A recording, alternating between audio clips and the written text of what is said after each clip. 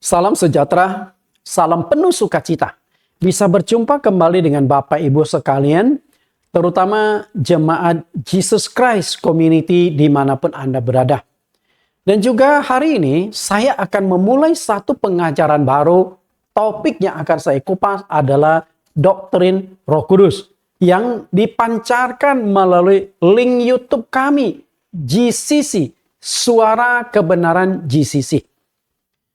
Suara Kebenaran GCC atau SKG adalah satu link YouTube yang khusus memuat pengajaran-pengajaran yang penting. Hanya topik Roh Kudus saja ada 25 sesi yang Bapak Ibu ikuti, sangat rapi, tersusun, sistematis, dan banyak rahasia-rahasia yang disingkapkan melalui tema ini. Sebelum kita masuk ke dalam pembahasan kita, terlebih dulu kita akan berdoa. Mohon Tuhan Yesus pimpin kita. Mari kita berdoa. Di dalam nama Tuhan Yesus Kristus kami berdoa, Tuhan, Raja segala Raja, Maha Guru kami. Kami bersyukur bahwa Engkau tetap menyertai memimpin kami, khususnya Bamu yang kecil ini, untuk kembali memberikan satu pengajaran yang sangat penting dengan topik doktrin Roh Kudus. Roh Kudus adalah salah satu pengajaran yang sangat-sangat dalam dunia roh yang sulit sekali untuk kami jelaskan. Namun kami percaya melalui pelajaran-pelajaran ini Tuhan berkenan untuk menyingkapkan rahasia-rahasia. Bagaimana Roh Kudus itu, bagaimana Roh Kudus memenuhi kami, dan kami berjalan di dalam pimpinan roh. Ajar kami Tuhan, supaya apa yang akan kami pelajari dalam sesi yang panjang ini bisa memberikan pengertian yang baru, pemahaman yang lebih jelas, sehingga kami dapat mengerti dan bisa kami aplikasikan di dalam kehidupan kami sebagai umat Kristen. Baik di dalam rumah kami masing-masing, di dalam tempat pekerjaan kami berjemaat dan bermasyarakat. Agar hidup kami benar-benar dipenuhi dan dipimpin oleh Roh Kudus. Kami siap belajar. Roh Kudus yang mengajar kami dari awal hingga akhir. Di dalam nama Tuhan Yesus Kristus. Amin. Bapak Ibu, terutama para hamba Tuhan, para mahasiswa teologi, terutama lagi para dosen-dosen teologi. Sebenarnya saya sangat berharap Bapak Ibu bisa mengikuti tema pelajaran kali ini, yaitu doktrin Roh Kudus. Karena doktrin ini sangat penting di dalam kehidupan kita, di dalam pelayanan kita, terutama dosen-dosen. Ketika engkau mengajar supaya ajaran itu sesuai dengan firman Tuhan, maka Roh Kudus inilah yang sangat-sangat berperan.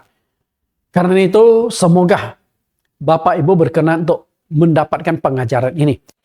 Kita akan masuk ke pelajaran kita. Kita lihat topik Roh Kudus ini adalah topik yang sangat panjang. Saya pernah membuat juga satu sesi pelajaran panjang, yaitu doktrin Allah Esa. Kebenaran tentang Allah Esa, mengupas doktrin sisi Tritunggal sesuai dengan kebenaran-kebenaran Alkitab. Itu ada 25 sesi. Dan doktrin Roh Kudus juga panjang, ada 25 sesi. Nah, dari tema ini saya kembangkan 25 sesi. Kita akan lihat dulu sebelum masuk ke 25 sesi itu. Doktrin Roh Kudus adalah sebuah doktrin yang sulit untuk dimengerti. Padahal sudah berulang kali diselidiki di Alkitab oleh para teolog-teolog. Dari gereja awal berdiri sampai sekarang, sudah banyak teolog-teolog besar yang menggali tentang Roh Kudus ini. Tapi sampai saat ini pun masing-masing teolog punya penjelasan yang berbeda-beda. Dan tentunya walaupun saya tidak mengatakan saya adalah seorang teolog, tidak. Jauhlah dari seorang teolog. Dan saya coba menawarkan dari konsep-konsep yang saya ketahui tentang Roh Kudus dari Alkitab. Tentu saya juga menyertai dengan bukti-bukti fakta Alkitab dan juga sejarah. Sulitnya Roh Kudus itu untuk dimengerti karena kita membahas tentang dunia roh.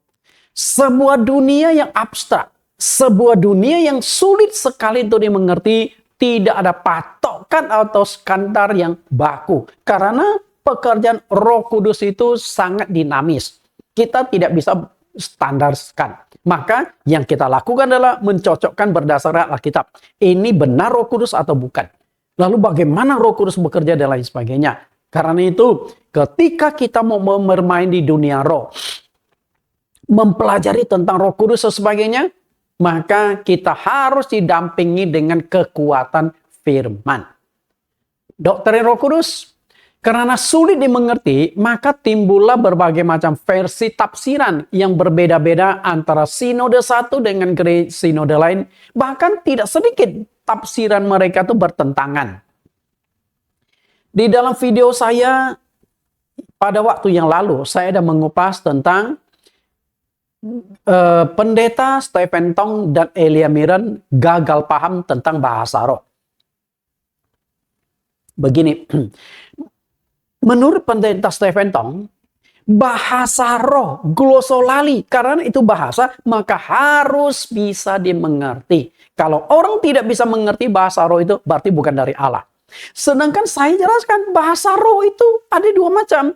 Bahasa roh dorea dan karismaton. Yang bahasa roh yang dorea itu kita berdoa berhubungan dengan Tuhan. Tidak ada satu pun yang mengerti, maka tidak bisa ditafsirkan. Dan ketika kita berdoa secara pribadi kepada Allah pakai bahasa roh yang dorea, ngapain ditafsirkan? Nggak perlu. Karena Allah yang tahu, tidak ada manusia yang tahu. Dan itu dicatatkan nih 1 Korintus 14 ayat yang kedua. Siapa yang berkata-kata dengan bahasa roh, ia berkata-kata kepada Allah, bukan kepada manusia. Sebab oleh roh ia mengucapkan hal-hal yang rahasia. Jadi hanya Allah yang tahu bahasa roh itu. Manusia nggak tahu. Sedangkan Pak Stephen Tong, Elia Miron mengatakan bahasa roh harus bisa dimengerti. Kan nggak begitu. Artinya masing-masing punya penjelasan seringkali bertentangan. Karena itu kupasan topik ini harus benar-benar mengacu pada Alkitab sebagai satu-satunya standar dan pondasi kebenaran kita. Apapun ajaran dan doktrin yang kita sampaikan harus disesuaikan dengan Alkitab. Harus diuji kembali, harus dites ulang berdasarkan Alkitab. Karena Alkitab adalah standar di dalam kebenaran doktrin. Setiap ajaran yang menyimpan dari Alkitab berarti ya sudah keluar dari standar. Standar itu dibutuhkan. Dalam dunia saja standar kita butuhkan. Misalnya ukuran 1 kilo 10 on. Itu standar. Jarak 1 meter sama dengan 1 kilometer sama dengan 1000 meter. Nah itu standar. 2 Timotius 3:16, segala tulisan yang diharapkan Allah memang bermanfaat untuk mengajar, untuk menyatakan kesalahan, untuk memperbaiki kelakuan, dan untuk mendidik orang dalam kebenaran. Karena itu, untuk mengajar, untuk menyatakan kesalahan, artinya dalam mengajar, mutlak harus sesuai dengan Alkitab. Kalau menyimpang dari Alkitab, berarti ajarannya salah. Misalnya, kalau Anda tafsirkan Alkitab, terjadi bentrokan dalam tafsiran Anda dengan ayat lain, berarti tafsiran Anda keliru. Seperti yang saya katakan, pendeta Stephen Tong menekankan, bahasa roh harus bisa dimengerti. Tapi Paulus katakan di 1 Korintus 14 ayat yang kedua, bahasa roh tidak bisa dimengerti. Berarti kan sudah bentrok. Tafsiran sudah bertentangan. Tentu perkataan Paulus yang benar, pendeta Stephen Tong menafsirkan salah tafsir. Bapak Ibu yang saya kasih, kita harus dituntun oleh kebenaran firman. Karena Alkitab adalah standar kebenaran, maka apapun pengajaran maupun tafsiran tidak boleh menyimpang dari Alkitab. Itu kan namanya juga standar. Karena itulah jemaat yang ada di kota Tesalonika, jemaat Yahudi yang ada di kota Tesalonika, mereka menjadikan Alkitab itu sebagai standar untuk menggali. Misalnya mereka mendengar tentang Yesus nih. Lalu mereka gali Alkitab setiap hari. Betul nggak sih Yesus adalah Mesias, adalah Nabi yang dijanjikan untuk mereka? Mereka selidiki. Dan mereka temukan bahwa Yesus memang sudah dijanjikan, sudah dinubuatkan dalam perjanjian lama. Dan kitab suci yang mereka selidiki saat itu adalah kitab suci perjanjian lama. Saat itu perjanjian baru belum ditulis. Maka akhirnya mereka terima Yesus, percaya kepada Yesus. Yohanes 4 ayat 24, Allah itu roh dan barang siapa yang menyembah Dia harus menyembahnya dalam roh dan kebenaran. Makna dari kalimat ini, menyembah dalam roh dan kebenaran. ketika engkau mau masuk ke dalam dunia roh, penyembahan, pelayanan, melakukan berbagai macam hal-hal yang berkaitan dengan dunia roh, maka engkau harus dikuatkan, didampingi dengan kebenaran. Karena apa? Roh itu, dunia roh itu dunia maya, dunia abstrak. Nah, untuk bisa mengetahui dunia abstrak ini, Alkitab inilah sebagai pedoman. Begini loh pekerjaan roh, begini loh membedakan roh jahat dengan roh kudus dan lain sebagainya. Maka Alkitab tidak boleh dipisahkan dengan kebenaran. Dengan roh kudus tidak boleh dipisahkan dengan kebenaran. Artinya, roh kudus dengan Alkitab harus berjalan seiring. Lalu apakah kebenaran itu? Karena menyembah itu harus dalam roh dan kebenaran. Kebenaran itu apa? Tuhan Yesus jawab dalam Yohanes 17 ayat 17, kuduskanlah mereka dalam kebenaran, firman-Mu adalah kebenaran. Artinya, ketika kita mau masuk ke dalam dunia roh, kita harus dikuatkan dulu dengan kebenaran-kebenaran. Dengan firman Tuhan. Karena firman Tuhan inilah yang akan menjelaskan tentang pekerjaan di dunia roh. Bukan kitab suci lain, bukan buku-buku duniawi, nggak bisa. Dunia roh hanya bisa dijelaskan oleh firman Tuhan. Karena firman Tuhan itu sendiri dari roh. Pada mulanya adalah firman, firman itu bersama-sama dengan Allah dan firman itu adalah Allah. Dan Allah itu roh. Berarti Allah yang memunculkan firman. Allah yang menjadi firman. Maka firman itu yang akan menjelaskan tentang kondisi manifestasi pekerjaan-pekerjaan dalam dunia roh. Untuk benar-benar memahami doktrin Roh Kudus, minimal dibutuhkan waktu 25 kali pertemuan. Bosan nggak? Saya sulit katakan. Kalau Anda pencinta kebenaran, haus akan kebenaran, jangankan 25 kali, 100 kali pun Anda akan ikuti. Tapi kalau Anda yang memang tidak suka kebenaran, 1 kali pun Anda dibuat mabok. Kalau yang mengikuti pelajaran ini, yang cukup hanya membuka mata dan telinga saja, mabok, gimana yang mempersiapkan materi? Bagaimana saya yang menyusun materi? Berapa banyak waktu tenaga yang saya hilangkan untuk menyiapkan mata pelajaran ini? Begitu berharga, begitu penting untuk Anda. Karena itu, jangan sia-siakan kesempatan ini. Kita lihat, 25 kali pertemuan, topiknya apa saja? Apa dan siapakah Roh Kudus itu? Nah, ini akan kita kupas pada sesi yang pertama. Roh Kudus sama dengan Roh Allah, sama dengan Roh Yesus.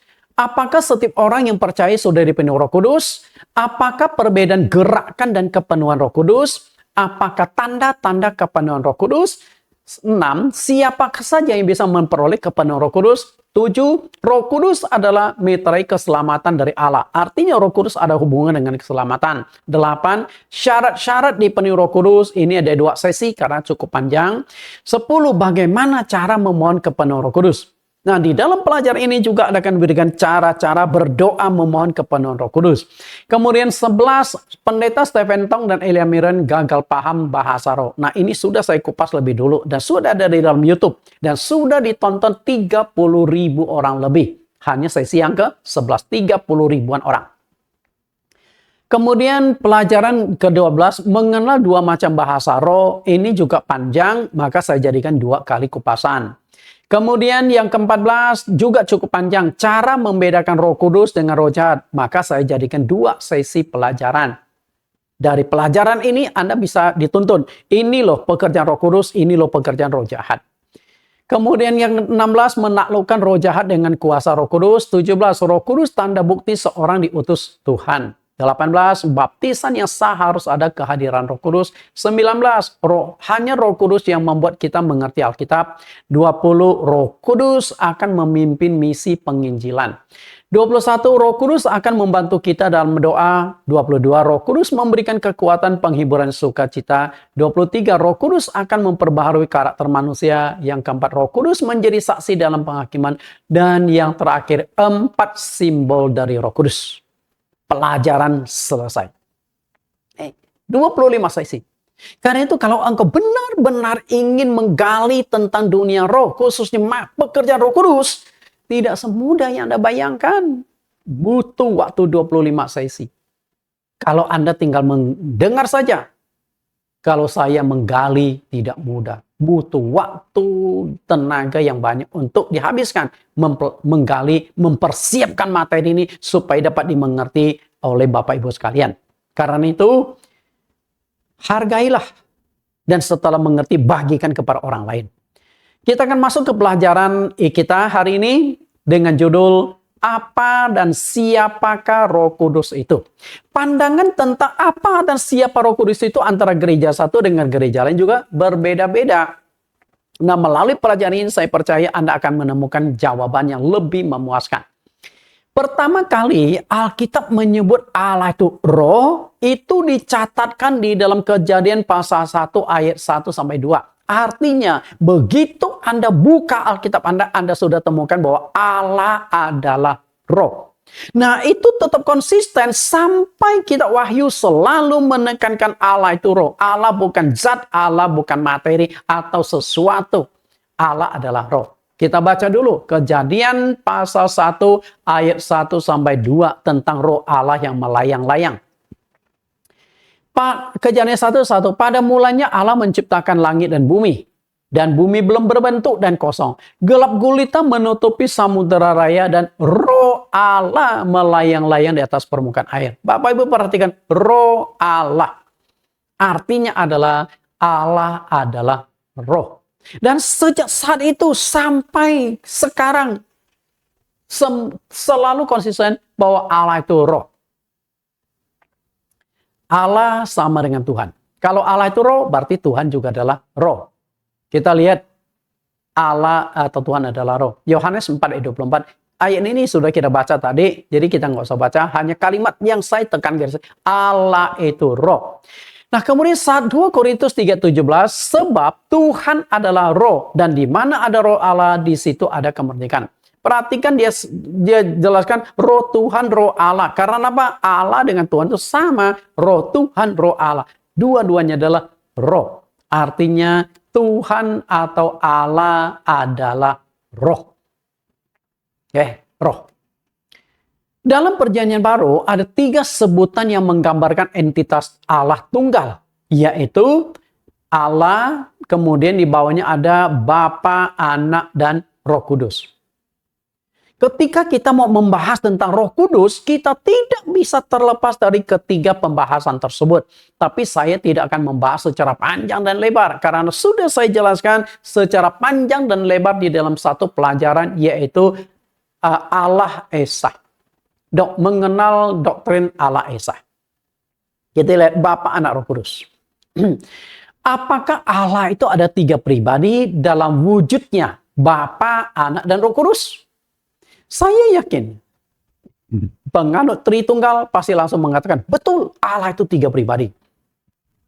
Namun masalahnya coba kita renungkan, betulkah Allah itu 3 pribadi? Betulkah Allah itu 3 pribadi? Lah, di mana ayat Alkitab yang mengatakan Allah itu ada 3 pribadi?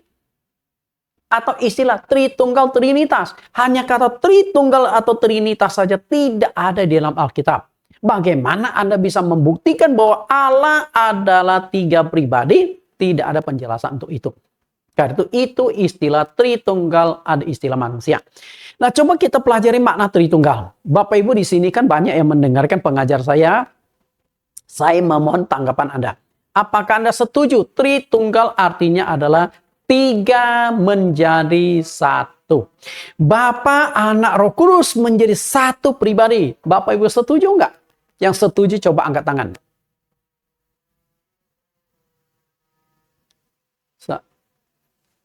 Hampir 50-an orang angkat tangan ya. Yang tidak setuju. Nah, kalau Anda yang tidak setuju, alasanmu apa? Tritunggal arti 3 adalah 1. Tidak setuju alasannya apa? Coba. Oke. Bapak Ibu, saya munculkan kalimat yang kedua. Tritunggal adalah 3 adalah 1. Sekarang angkat tangan yang setuju. Nah, ini lebih banyak. Ini. Tadi saya lihat Bapak sudah angkat tangan. Kok angkat tangan lagi? Oh, jadi menurut Bapak ini yang lebih benar ya. Yang tadi kurang. Nah, itu dia kuncinya, Pak. Seringkali kita merasa pandangan kita sudah benar. Ternyata setelah dimunculkan pandangan kedua, baru kita tahu, oh ternyata pandangan saya keliru. Sama juga tentang Roh Kudus. Saya tahu banyak pendeta sudah menggali tentang Roh Kudus.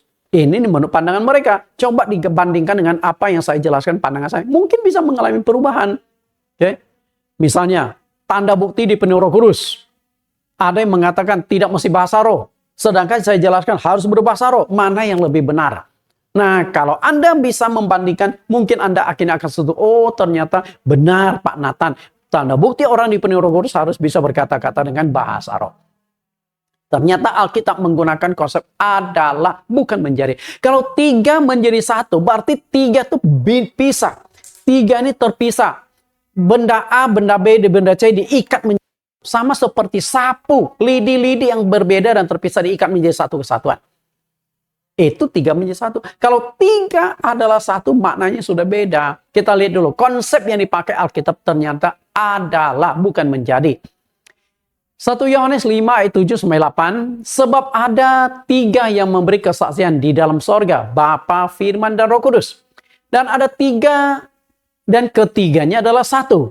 Dan ada 3 yang memberi kesaksian di bumi. Roh, dan air, dan darah. Dan ketiganya adalah 1. Bapak Ibu perhatikan kata adalah.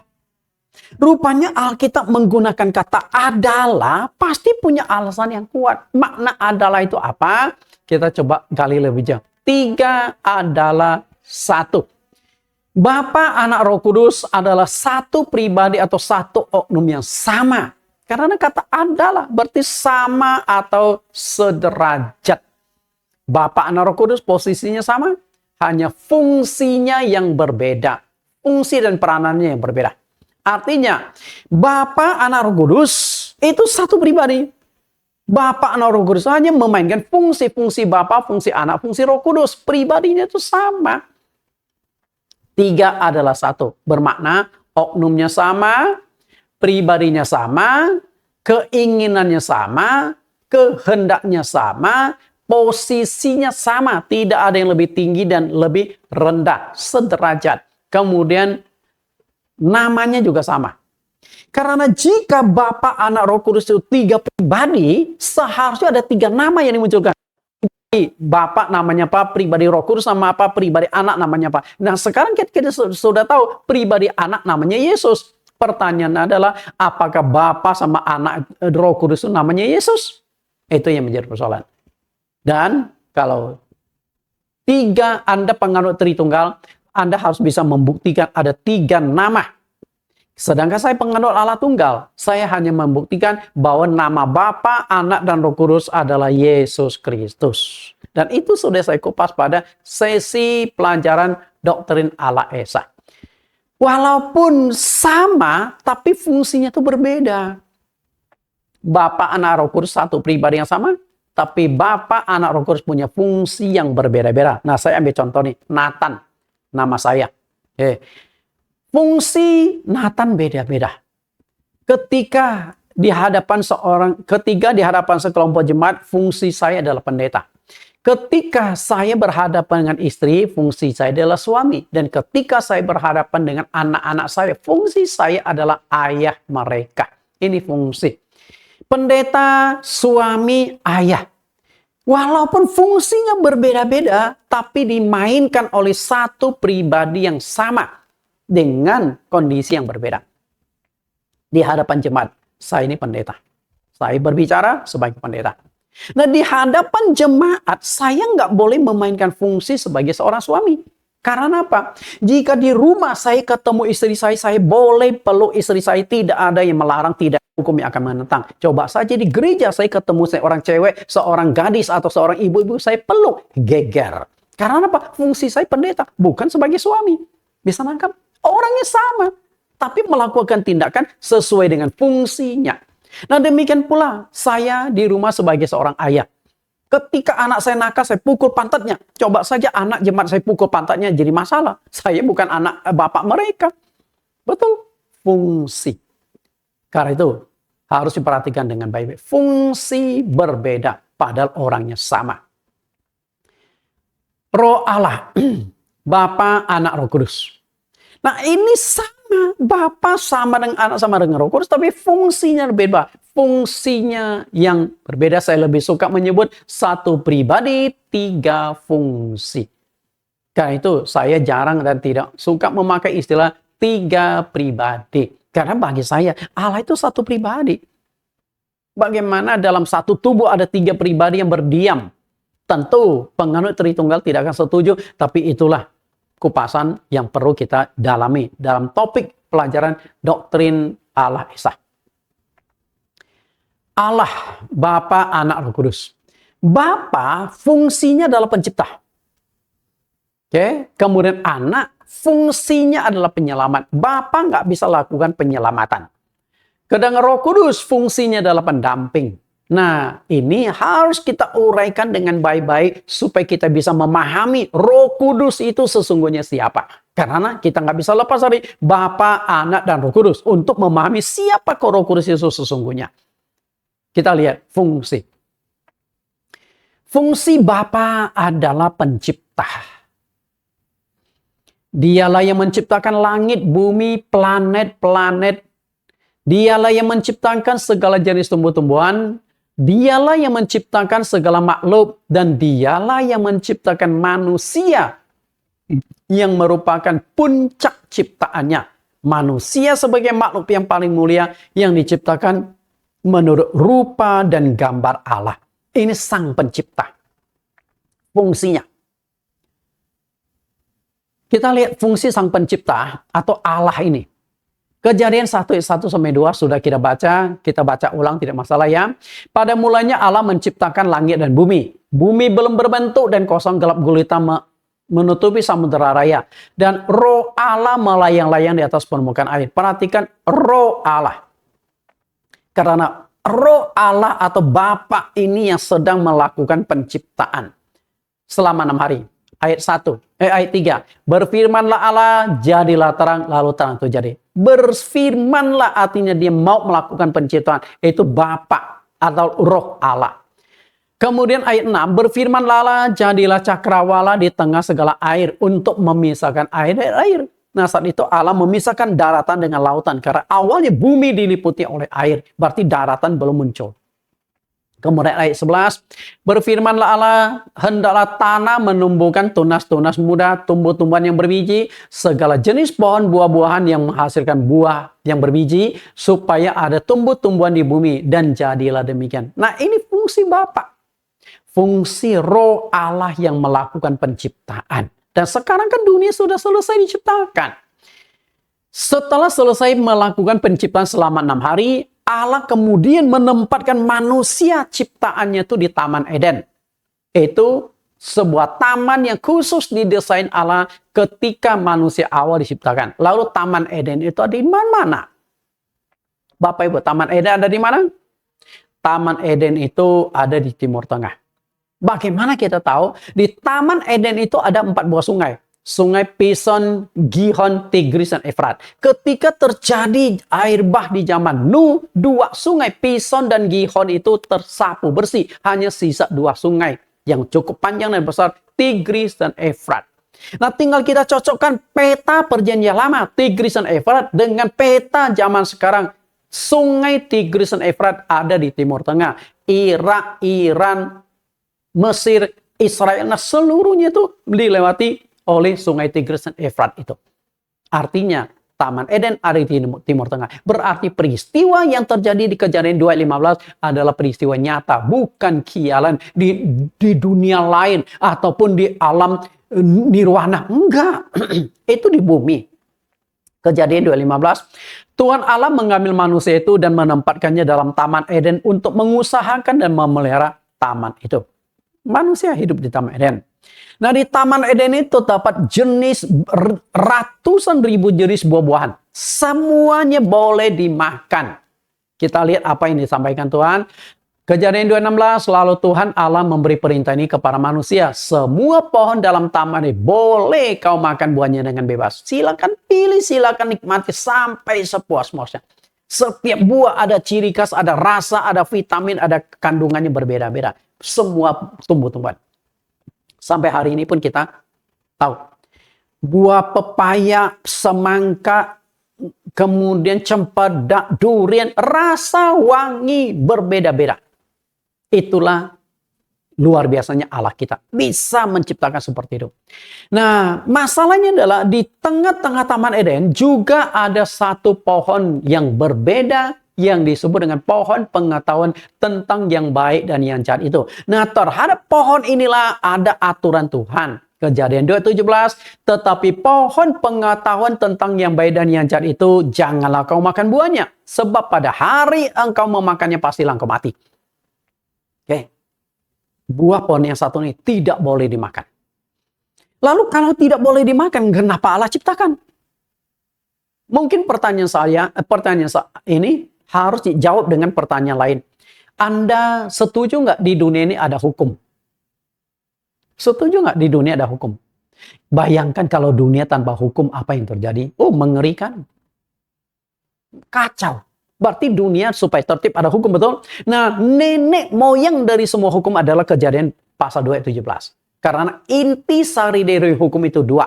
Pertama, isi hukum. Yang kedua, sanksi yang menyertai isi hukum itu. Nah, ini dari sini. Nenek moyang seluruh hukum.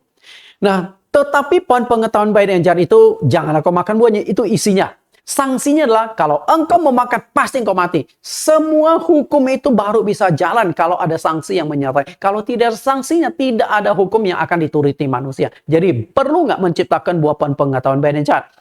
Perlu. Diciptakan bukan untuk dilanggar. Hukum dibuat bukan untuk dilanggar. Hukum dibuat untuk mengatur hidup manusia jadi tertib. Nggak seenak dia. Ada kontrol, ada kendali. Itu tujuan Allah ciptakan buah pohon pengetahuan dengan baik dan jahat. Walaupun sudah dilarang keras, manusia tetap memakan buah pohon pengetahuan yang baik dan yang jahat itu. Karena godaan iblis. Kejadian 3 ayat yang ke-6. Perempuan itu melihat bahwa buah pohon itu baik untuk dimakan dan sedap kelihatannya. Lagi pula pohon itu menarik hati karena memberi pengertian. Lalu ia mengambil dari buahnya dan dimakannya. Dan diberikannya juga kepada suaminya yang bersama-sama dengan dia. Dan suaminya pun memakannya. Habis sudah. Mereka melanggar perintah Tuhan. Mereka melawan ketetapan Tuhan. Dan itulah awal mula terjadinya dosa. Jadi dosa itu apa? Di dalam 1 Yohanes pasal 3 ayat 4 dikatakan dosa adalah pelanggaran terhadap hukum Allah. Ketika engkau melanggar firman Tuhan, melanggar larangan Tuhan, itu sudah dosa. Makanya di dalam Kejadian pasal 3, manusia jatuh dalam dosa tapi tidak ada kata dosa. Anda silakan cari. Tidak ada kata dosa di dalam kitab Kejadian pasal 3 yang menceritakan tentang nenek moyang kita jatuh dalam dosa. Tapi di sana itu sudah dosa. Kenapa? Sudah terjadi pelanggaran terhadap hukum Allah. Mereka melanggar hukum Allah, memakan buah pohon pengetahuan baik dan jahat. Nah, masalah sekarang muncul. Setelah manusia jatuh dalam dosa, harus ada solusi untuk menyelesaikan dosa itu. Kalau tidak, berarti kutukan Tuhan berlaku selamanya. Karena begitu manusia melanggar hukum Tuhan, manusia akan mati, manusia dihukum. Lalu solusinya bagaimana agar dosa kita dibebaskan? Nah, disinilah dibutuhkan peran atau fungsi dari anak. Fungsi Bapa nggak bisa dijalankan di sini. Jadi Allah Bapa itu nggak bisa menyelamatkan manusia. Kenapa demikian? Nah, kita lihat dulu lebih jauh. Fungsi dari anak adalah penyelamat. Sang Bapa pencipta. Setelah menciptakan manusia, manusia jatuh dalam dosa. Maka dibutuhkan fungsi yang kedua, fungsi anak. Allah atau Bapa itu tidak bisa menjalankan fungsi penyelamatan. Karena fungsi ini baru bisa dilakukan dengan cara Allah harus lahir menjadi manusia. Kenapa Allah harus lahir menjadi manusia baru fungsi penyelamatan itu bisa dilakukan? Permasalahannya adalah, kita lihat, dosa manusia hanya bisa diselesaikan dengan korban darah. Permasalahan itu ada di sana. Ibrani 9 ayat 22. Dan hampir segala sesuatu disucikan menurut hukum Taurat dengan darah. Dan tanpa penumpahan darah tidak ada pengampunan dosa. Kunci masalah itu di sini. Dosa baru bisa diselesaikan kalau ada penumpahan darah. Kalau tidak ada darah yang ditumpahkan, dosa tidak bisa dibereskan. Karena itu betapa pentingnya darah untuk menyelesaikan dosa. Maka sewaktu Adam dan Hawa, nenek moyang kita jatuh dalam dosa, saat itu sebenarnya Allah sudah mulai memperkenalkan darah sebagai media penebusan, media untuk menyelesaikan dosa-dosa manusia. Kita lihat dasar bukti ayatnya. Kejadian pasal 3 ayat 21, dan Tuhan Allah membuat pakaian dari kulit binatang untuk manusia dan untuk istrinya itu, lalu mengenakannya kepada mereka. Perlu Bapak Ibu ketahui, di dalam Kejadian pasal 3 tidak ada kata dosa, nggak ada. Tapi ada dosa karena terjadi pelanggaran hukum Allah. Nah, di dalam Kejadian pasal 3 juga tidak ada kata darah, tapi di dalam ayat ini ada kandungan darah. Perhatikan baik-baik di mana kandungan darahnya. Tidak disebutkan D-A-R-A-H, nggak ada. Tapi ada darah. Kita perhatikan pakaian dari kulit binatang. Baju kita bisa pinjam. Kita mau ke pesta nih, tidak punya baju, kita bisa pinjam baju saudara kita, teman kita. Tapi kulit nggak bisa pinjam. Allah tidak bisa berkata kepada hewan atau binatang yang berjalan di Taman Eden. Katakanlah kepada domba. Dom, ini tolong sini. Adam dan Hawa lagi telanjang nih. Saya butuh kulit kalian untuk menutupi aurat mereka. Nggak bisa. Ketika hewan memberikan kulitnya mati itu. Jalan tanpa kulit itu hewan. Harus dibunuh hewannya. Setelah itu baru bisa dapatkan pakaian kulit. Maka pakaian kulit inilah simbol ada darah yang harus ditumpahkan. Ketika mengambil pakaian kulit, binatang itu harus dibunuh. Ada darah yang ditumpahkan di sana. Bisa nangkap? Nah, kemudian secara simbolis mulai berlakulah darah untuk menyelesaikan dosa manusia. Sedangkan Allah itu roh dan Allah itu tidak punya darah, tidak punya daging. Bapa itu roh, tidak punya darah dan daging.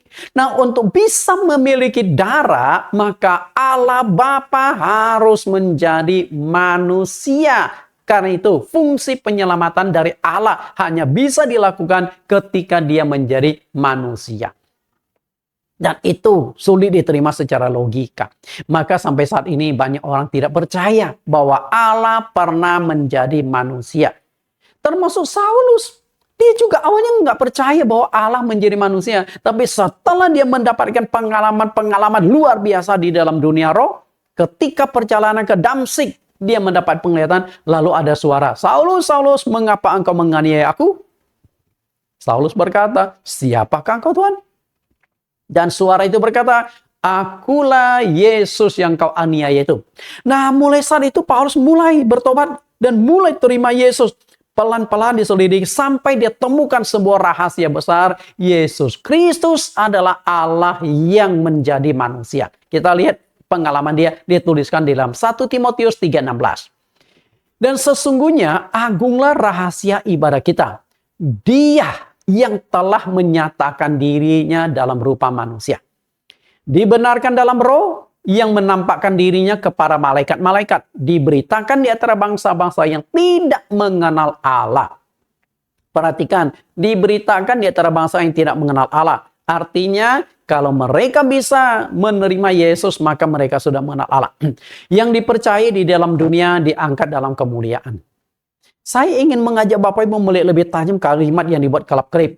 Dia yang menyatakan diri dalam rupa manusia. Dia jelas di sini menunjuk pada Allah. Artinya Allah yang telah menyatakan diri dalam rupa manusia. Bagaimana Allah menjadi manusia? Cara unik yang dilakukan Allah adalah dengan cara kelahiran. Oke, dengan cara kelahiran. Artinya Allah lahir menjadi manusia. Allah itu roh. Artinya Allah tidak punya darah dan tidak punya daging. Lalu bagaimana supaya Allah memiliki darah? Karena dosa manusia baru bisa diselesaikan dengan penumpahan darah. Dan Allah menggunakan cara yang sangat unik. Satu-satunya cara yang dipakai adalah lewat kelahiran. Artinya di sini itu apa? Yesus Kristus adalah Allah yang menjadi manusia. Berarti Allah dengan Yesus sama nggak sama? Cuman perubahan saja. Dulu dia roh, sekarang dia menjadi daging. Yesus adalah Allah yang menjadi manusia. Nah, kalau begitu, apakah Allah dengan Yesus dua pribadi yang berbeda? Enggak, satu kesatuan. Jadi kita nggak bisa menilai Allah itu satu pribadi, dua pribadi, tiga pribadi. Allah itu tidak terbatas. Allah itu roh, namanya roh itu tidak terbatas. Dia bisa satu, bisa tiga, bisa 10, bisa sejuta. Tidak terbatas, memenuhi segala sesuatu. Matius 1 ayat 20, 21. Tetapi ketika ia mempertimbangkan maksud itu, malaikat Tuhan nampak kepadanya dalam mimpi dan berkata, Yusuf anak Daud, janganlah engkau takut mengambil Maria sebagai istrimu, sebab anak yang di dalam kandungannya adalah dari Roh Kudus. Ia akan melahirkan anak laki-laki dan engkau akan menamakan dia Yesus, karena dialah yang akan menyelamatkan umatnya dari dosa mereka. Bapak Ibu perhatikan, tujuan utama Allah lahir ke dunia, tujuan utama Yesus Kristus dilahirkan ke dunia adalah menyelesaikan dosa manusia. Kenapa harus ada kelahiran? Karena tanpa kelahiran tidak akan diperoleh darah untuk penyelesaian dosa. Maka harus ada kelahiran. Nah, disinilah fungsi anak itu dimainkan. Anak itu penyelamat, menyelesaikan dosa manusia. Satu fungsi yang tidak bisa dijalankan oleh Allah. Walaupun Allah dalam konteks sebagai Allah yang maha kuasa. Tetap dia punya aturan kerja. Dia tetap mengikuti ketentuan-ketentuan. Karena itu fungsi anak. Fungsi anak Allah atau Yesus Kristus adalah penyelamat. Namun fungsi ini baru bisa terwujud ketika anak Allah atau Yesus disalibkan dan menumpahkan darahnya di atas salib. Jadi penting sekali. Ternyata cara matinya juga menentukan. Kalau Yesus mati dibunuh, mati dipancung, atau mati ditembak, nggak ada gunanya. Karena sudah ditentukan untuk mati penyelesaian dosa, itu harus dilakukan di atas salib. Kolose 1 ayat 20. Dan oleh dialah ia memperdamaikan segala sesuatu dengan dirinya, baik yang ada di bumi maupun yang ada di sorga, sesudah ia mengadakan pendamaian oleh darah salib Kristus. Perhatikan, darah salib Kristus. Artinya, fungsi anak itu baru bisa dijalankan ketika sang anak menumpahkan darahnya di atas kayu salib. Memang di dalam perjanjian lama sudah dinubuatkan. Yesus tinggal genapi bahwa dia akan disalibkan di atas kayu salib menumpahkan darahnya. 1 Petrus 1 ayat 8-9, sebab kamu tahu bahwa kamu telah ditebus dari cara hidupmu yang sia-sia, yang kamu warisi dari nenek moyangmu itu bukan dengan barang yang fana, bukan dengan emas atau perak, melainkan dengan darah yang mahal, yaitu darah Kristus, yang sama seperti darah anak domba yang tak bernoda dan tak bercacat. Darah yang sangat mahal. Kenapa mahal? Karena itu darahnya Allah sendiri. Oke, Allah punya darah, lo nggak main-main. Karena itu nggak boleh menghina darah Yesus, menghina kematian Yesus Kristus di atas kayu salib. Itu darah yang begitu mahal. Fungsi atau peran dari sang anak, yaitu Yesus Kristus, selesai setelah dia menumpahkan darahnya di bukit Golgota di atas kayu salib. Karena itulah ketika di atas kayu salib itu, sebelum meninggal ada satu kalimat yang sangat-sangat jelas harus kita mengerti. Yesus berkata, sudah selesai. Yohanes 19:30, dan sesudah meminum anggur asam itu berkata dia, sudah selesai. Lalu ia menundukkan kepalanya dan menyawakannya. Kenapa Yesus mengucapkan sudah selesai? Artinya, tugasnya untuk menyediakan anugerah keselamatan melalui penumpahan darahnya sudah selesai. Sebentar lagi dia akan mati. Sudah selesai. Tugas, fungsi anak selesai di atas kayu salib. Nah, setelah fungsi anak selesai, fungsi yang ketiga adalah fungsi Roh Kudus itu. Kita lihat di sini. Setelah tugas anak Allah atau Yesus selesai di bumi dan terangkat kembali ke sorga. Kisah Rasul 1 ayat 9-10. Nah, di saat itulah 10 hari setelah Yesus terangkat ke sorga, Roh Kudus diturunkan pada hari Pentakosta. Nah, mulai saat itulah fungsi Roh Kudus mulai bekerja. Nah, ini fungsi Roh Kudus lebih luas lagi. Fungsi Bapa pencipta, fungsi Anak penyelamat, fungsi Roh Kudus pendamping. Nah, fungsi yang paling banyak dilakukan oleh Allah adalah fungsi Roh Kudus ini. Makanya kenapa Roh Kudus saya gali sampai 25 sesi, itu masalahnya. Kita lihat fungsi Roh Kudus. Apakah fungsi atau manfaat dari Roh Kudus itu? Pada prinsipnya, Roh Kudus itu adalah Roh Allah dan itu tidak terbatas kuasanya. Roh Kudus Roh Allah dan tidak terbatas kuasanya. Lalu saya gali secara mendalam, satu demi satu saya selidiki dan saya temukan ada 21 manfaat atau 21 fungsi dari Roh Kudus. Bayangkan Bapak Ibu, kalau Anda dapat Roh Kudus, Anda akan dapatkan 21 manfaat atau 21 fungsi Roh Kudus bekerja di dalam diri Anda. Betapa luar biasanya. Lalu apa saja fungsi dari Roh Kudus itu? Saya akan berikan garis besar. Karena kalau untuk mendalami fungsi atau manfaat Roh Kudus itu membutuhkan waktu yang panjang lagi. Kita lihat 21 fungsi atau manfaat dari Roh Kudus. Karena itu saya tidak mungkin jelaskan satu fungsi, satu demi satu fungsi. Karena hanya tema ini saja saya perlu 21 kali pertemuan. Apalagi setiap fungsi dari Roh Kudus saya uraikan satu fungsi, satu sesi, satu fungsi, satu sesi. Berarti total pelajaran kita tuh bisa sampai 50 sesi. Siapa yang sanggup mengikuti pelajaran panjang ini? Oke, saya akan beri garis besar saja. Perhatikan Bapak Ibu, manfaat dari Roh Kudus. 1, menggerakkan manusia agar percaya kepada Tuhan. Ayatnya saya tidak buka dan tidak saya sebutkan. 2, membuat manusia sadar akan dosanya, bertobat dan memohon pengampunan Tuhan. Yang ketiga, menguduskan manusia yang berdosa agar layak masuk dalam hadirat Allah. Yang keempat, memperbaharui budi pekerti manusia agar menjadi manusia ciptaan yang baru yang berkarakter Kristus. Yang kelima, membantu dan memberi kekuatan kepada manusia agar memiliki karakter yang baik dan dapat menghasilkan buah-buah roh. Yang keenam, memimpin kehidupan setiap umat Kristiani agar taat melakukan perintah Tuhan. Yang ketujuh, menyatukan hati jemaat agar saling mengasihi satu dengan yang lain. Di 7 ini yang unik. Peristiwa Menara Babel, Allah kacaukan bahasanya. Nah, kemudian hari Pentakosta, Allah persatukan bahasanya menjadi satu bahasa, bahasa roh. Yang ke-8, memberikan kekuatan penghiburan dan sukacita kepada jemaat. Ya, termasuk kepada pribadi-pribadi. Yang ke-9, mengajar dan menuntun manusia mengenal kebenaran Alkitab. 10, memberikan hikmat dan kemampuan untuk berkata-kata, untuk mengajar, berdebat, dan memberitakan Injil. Yang ke-11, memberikan berbagai macam karunia roh kepada jemaat untuk pelayanan di dalam gereja. Yang ke-12, mendukung kita dalam doa. Roh Kudus adalah mitra doa yang terbaik bagi setiap pribadi. Perhatikan ayat-ayat yang cetak merah itu masih banyak kupasannya.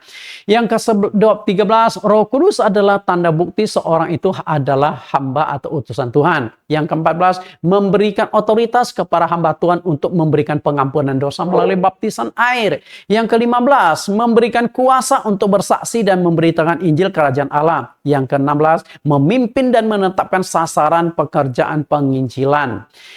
17, memberikan kuasa untuk melawan setan-setan, karena roh jahat hanya bisa ditaklukkan dengan roh yang lebih besar, yaitu roh Allah. 18, Roh Kudus adalah salah satu syarat untuk memperoleh anugerah keselamatan. 19, Roh Kudus adalah meterai keselamatan dari sorga. Yang ke-20, hanya orang yang dimeteraikan dengan Roh Kudus yang akan diakui dan disahkan menjadi anak-anak Allah. Yang ke-11, 21, Roh Kudus bersaksi bersama dengan roh kita waktu penghakiman bahwa kita adalah anak-anak Allah, ahli waris kerajaan sorga. Bayangkan, sampai waktu penghakiman pun Anda tetap membutuhkan pertolongan Roh Kudus. Karena Roh Kudus akan menjadi saksi yang meringankan. Roh Kudus yang akan membela kita waktu penghakiman. Betapa pentingnya Roh Kudus. Dan semua itu bisa kita dapatkan. Ada 21 manfaat Roh Kudus. Oke? Sekarang kita lebih pertajam. Apa atau siapakah Roh Kudus itu sesungguhnya? Apa atau siapa Roh Kudus itu? Kita lihat janji Allah mencurahkan rohnya. Di Yoel pasal 2 ayat 28, 29. Kita pelajari dulu. Bagaimana janji Allah sini. Kemudian daripada itu akan terjadi bahwa aku akan mencurahkan rohku ke atas semua manusia. Maka anak-anakmu laki-laki dan perempuan akan bernubuat. Orang-orangmu yang tua akan mendapat mimpi. Teruna-terunamu akan mendapat penglihatan-penglihatan. Juga ke atas hamba-hambamu laki-laki dan perempuan akan kucurahkan rohku pada hari-hari itu. Janji Allah di dalam kitab Yoel. Nah, janji ini sudah disampaikan sekitar 850 tahun sebelum hari Pentakosta Roh Kudus diturunkan. Sebelum kita lihat, aku akan mencurahkan rohku. Aku akan mencurahkan rohku. Artinya Allah akan memberikan rohnya. Ini perkataan dari Allah Bapa. Allah Bapa akan memberikan rohnya kepada manusia. Dan janji itu akhirnya tergenapi pada hari Pentakosta. Maka khotbah di hari Pentakosta, Rasul Petrus mengutip perkataan Nabi Yoel yang dicatatkan di Yoel pasal 2 ayat 28-29. Nah, selanjutnya isinya itu sama. Aku akan mencurahkan rohku, aku akan mencurahkan rohku pada hari-hari itu. Berarti yang Bapak Ibu tangkap di sini apa? Artinya adalah Roh Kudus adalah rohnya Allah sendiri. Yang Yoel Allah menjanjikan aku akan mencurahkan rohku. Nah, ternyata yang dicurahkan di hari Pentakosta itu adalah Roh Kudus. Berarti Roh Kudus adalah rohnya Allah sendiri. Bisa nangkap di sini? Melalui Nabi Yoel, Allah telah berjanji akan mencurahkan rohnya kepada manusia. Kemudian ternyata yang dicurahkan pada hari Pentakosta adalah Roh Kudus. Ini berarti Roh Kudus adalah rohnya Allah sendiri. Jelas? Jadi nggak usah pusing. Roh Kudus apa? Roh Allah sendiri. Kemudian Allah punya punya sifat yang sangat menonjol. Tentu sifat Allah itu kan banyak, tapi ada 3 yang sangat menonjol. Sifat pertama adalah kasih. Allah adalah kasih. Seluruh intisari dari Allah itu adalah kasih. Tapi kasih ini harus diimbangi dengan satu karakter atau sifat yang lain. Karena kalau nggak kebablasan, sifat itu adalah adil. Artinya Allah maha kasih. Tapi tetap saja pelanggaran harus ada sanksi, ada hukuman. Kalau tidak, maka manusia akan hidup seenaknya. Kasih dan adil. Nah, di antara kasih dan adil ada satu sifat yang menonjol, yaitu kudus. Artinya Allah itu suci, Allah itu sempurna, tidak ada kejahatan dan tidak ada cacat dalam diri Allah. Sempurna. Karena itu Roh Kudus itu apa? Roh Kudus itu adalah roh Allah yang kudus. Jadi Roh Kudus adalah roh Allah yang kudus karena Allah itu kudus. Okay? Nah, cuman orang kan tidak suka panjang-panjang. Roh Allah yang kudus. Padahal makna Roh Kudus itu sebenarnya roh Allah yang kudus. Akhirnya dipotonglah, disingkat menjadi Roh Kudus. Jadi apa itu Roh Kudus? Roh Allah yang kudus. Tentu kalau disingkat ada baik enggaknya.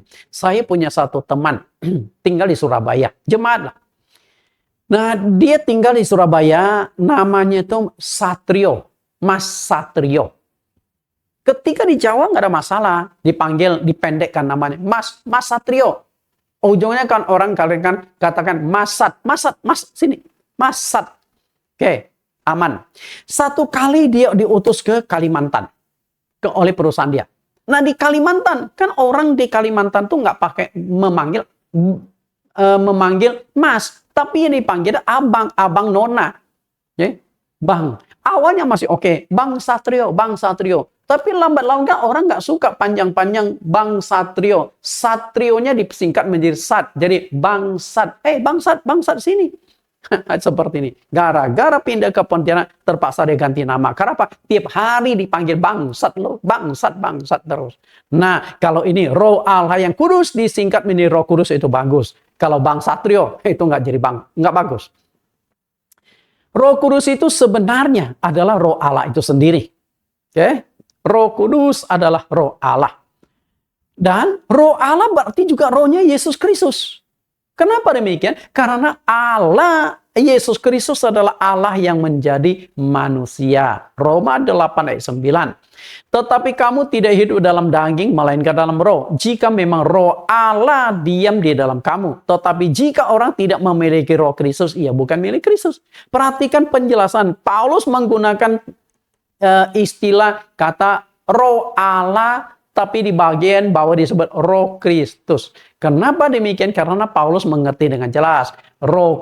Roh Kristus adalah roh Allah sendiri. Berarti roh kudus adalah roh Allah sendiri. Dan itu adalah rohnya Kristus Yesus. Nah, perhatikan skema ini. Yesus adalah Allah yang menjadi manusia. Yohanes pasal 1:1. Pada mulanya adalah firman, firman itu bersama-sama dengan Allah, dan firman itu adalah Allah. Bapak Ibu perhatikan saja kalimat di ayat 1 ini, kalimat terakhir. Firman itu adalah Allah. Langsung masuk ke ayat 14, dan firman itu telah menjadi manusia. Artinya Allah menjadi manusia. Dan Allah menjadi manusia. Yang dimaksudkan siapa? Yesus. Artinya Yesus adalah Allah yang menjadi manusia. Tapi setelah dia lahir ke dunia, hidup sebagai manusia, dia harus tinggalkan, lepaskan status sebagai Allah. Kalau enggak, jadi kacau lagi. Ketika Yesus lagi tidur, orang berkata Allah lagi tidur. Ini kan jadi konyol. Ketika Yesus lagi mandi, lalu ada yang berkata Allah kita lagi mandi. Yesus lagi makan bakso, Allah lagi makan bakso. Jadi kacau. Maka Yesus harus tinggalkan status sebagai Allah, karena dia hidup di dunia nyata. Nah, status yang dia pakai itu apa? Anak Allah. Maka anak tunggal Allah. Jadi anak Allah itu hanya sebutan. Oke? Anak Allah. Fungsi anak dijalankan. Lalu bagaimana caranya Allah lahir menjadi manusia? Kita lihat kembali Matius 1 ayat 18 sampai 19. Saat itu Maria mengandung, Yusuf itu penasaran. Siapa yang menghamili kamu? Maria selalu mengatakan Roh Kudus, Roh Kudus. Dan setelah itu Yusuf rencana mau ceraikan Maria sebagai istri, calon istri. Mereka tuh belum hidup satu atap. Yusuf belum berhubungan dengan Maria, hanya tunangan saja. Dua-duanya menjaga kekudusan. Maria mengandung, Yusuf curiga. Dan Yusuf terlalu menggunakan logikanya. Karena menurut Yusuf tidak mungkin calon istrinya akan hamil kalau tidak tidur dengan laki-laki lain. Maka dikorek terus. Siapa calon bapak anak ini? Maria selalu mengatakan, aku mengandung dari Roh Kudus. Okay. Sampai akhirnya malaikat turun tangan. Lewat mimpi mengingatkan Yusuf. Yusuf, jangan takut mengambil Maria sebagai istrimu, karena anak yang di dalam kandungannya adalah dari Roh Kudus. Ya, perhatikan ini. Anak yang di dalam kandungannya adalah Roh Kudus. Jadi malaikat dari sorga juga menegaskan, anak yang ada di dalam kandungan Maria itu dari Roh Kudus. Nah, dari sini kita lihat nih animasinya. Ini Maria nih. Maria sedang mengandung. Bagaimana Maria bisa mengandung? Karena Roh Kudus turun atas Maria. Jadi Roh Kudus yang membuat Maria mengandung. Berarti yang ada di dalam kandungan Maria itu apa? Yang di dalam kandungan Maria itu adalah Roh Kudus. Karena yang masuk itu Roh Kudus. Okay? Kemudian Roh Kudus itu dikandung oleh Maria 9 bulan. Dan akhirnya lahirlah Roh Kudus dalam bentuk daging yang kita sebut Yesus Kristus. Nah, dari sini seharusnya kita sudah bisa menangkap bahwa Roh Kudus adalah rohnya Yesus sendiri. Karena yang masuk dalam rahim Maria adalah Roh Kudus. Lalu Roh Kudus dikandung 9 bulan. Roh Kudus dilahirkan dalam bentuk daging yang disebut Yesus. Berarti Roh Kudus adalah Yesus sendiri. Rohnya Yesus sendiri. Oke, kita lihat Roh Kudus sama dengan Roh Yesus. Kisah Rasul pasal 16 ayat 6-7. Mereka melintasi tanah Frigia dan tanah Galatia karena Roh Kudus mencegah mereka untuk memberitakan Injil di Asia. Dan setibanya di Misia, mereka mencoba masuk ke daerah Bitinia, tetapi Roh Yesus tidak mengizinkan mereka. Bapak Ibu perhatikan di sini, Roh ayat 6 disebut Roh Kudus, sedangkan ayat 7 disebut Roh Yesus. Itu roh yang sama yang menuntun mereka dalam penginjilan. Roh Kudus adalah sebutan. Sedangkan Roh Yesus adalah roh pribadi. Jadi nama dari Roh Kudus itu adalah Yesus. Oke, kita lihat lebih tajam. Roh Kudus adalah roh Yesus sendiri. Jadi, nggak usah pusing-pusing. Roh Kudus adalah rohnya Yesus sendiri.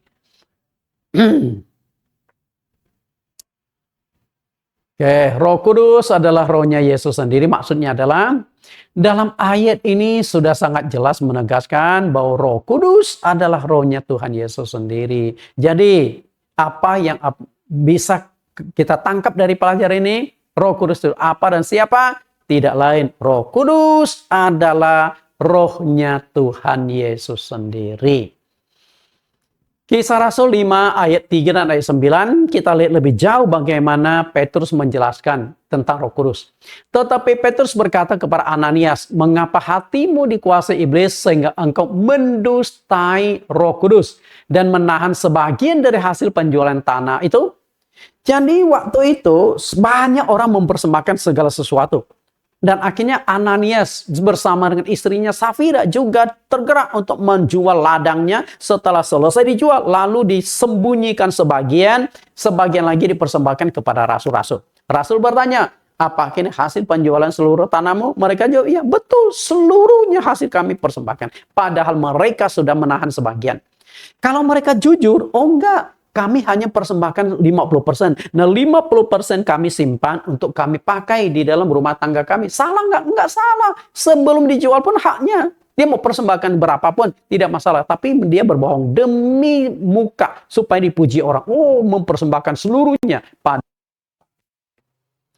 Kata Petrus, "Mengapa kamu berdua bersepakat untuk mencobai roh Tuhan? Lihatlah, orang-orang yang baru menguburkan suamimu berdiri di depan pintu dan mereka akan mengusung engkau juga keluar." Karena membohongi Roh Kudus, Ananias mati. Oke? Membohongi Roh Kudus, Ananias mati. Nah, setelah itu istrinya nggak tahu bahwa suami sudah mati.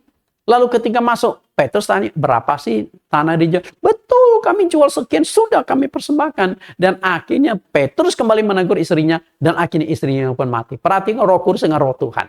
Artinya Roh Kudus adalah rohnya Tuhan Yesus sendiri. Enggak, bukan orang lain. Bapak Ibu yang saya kasihi, apakah Anda sudah mengerti Roh Kudus itu apa? Ya, apakah Anda sudah mengerti Roh Kudus itu apa? Roh Kudus itu adalah roh Allah. Kemudian roh Allah sama dengan rohnya Yesus. Karena Allah, Yesus adalah Allah yang menjadi manusia. Oke, Roh Kudus adalah roh Allah karena Yesus adalah Allah yang menjadi manusia. Bapak Ibu, dari kesimpulan ini Anda sudah temukan jawaban? Apa Roh Kudus itu? Roh Kudus adalah rohnya Allah. Roh Kudus adalah rohnya Tuhan Yesus sendiri. Karena Yesus dan Allah adalah pribadi yang sama. Yesus adalah Allah yang menjadi manusia. Tuhan Yesus memberkati sampai bertemu di sesi yang kedua. Kita akan berdoa. Di dalam nama Tuhan Yesus Kristus kami berdoa, Tuhan, kami bersyukur bahwa kami sudah belajar topik yang pertama, sesi yang pertama dari 25 sesi yang kami rencanakan. Di dalam sesi ini hamba-Mu sudah jelaskan bahwa Roh Kudus tidak lain adalah rohnya Tuhan Yesus sendiri. Sehingga kesimpang siuran tafsiran, pemahaman-pemahaman telah hamba-Mu jelaskan tentang Yesus Kristus adalah Allah yang menjadi manusia. Dan proses Allah menjadi manusia ketika Roh Kudus turun masuk ke dalam rahim Maria dan lahirlah Yesus Kristus.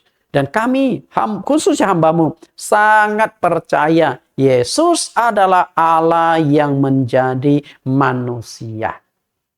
Berarti Roh Kudus adalah roh Allah. Roh Kudus juga adalah rohnya Yesus sendiri. Karena Allah dengan Yesus itu sama pribadinya. Terima kasih Tuhan untuk pencerahan yang Kau berikan kepada kami. Dan hamba berdoa siapapun yang menemukan video ini ketika dia memberitakan, mengirimkan kepada orang lain agar semakin banyak orang mendapat pencerahan, maka diberkatilah dia. Demikian doa permohonan kami dalam nama Tuhan Yesus Kristus. Amin. Sampai bertemu di sesi yang kedua. Bapak Ibu, bagi Anda yang mengikuti pendidikan teologi, Sekolah Tinggi Teologi GCC, singkatan dari Jesus Class Curriculum. Jesus Class Curriculum Setiap pelajaran itu ada 10 pertanyaan yang perlu Anda selesaikan. Ini adalah pertanyaan pelajaran pertama.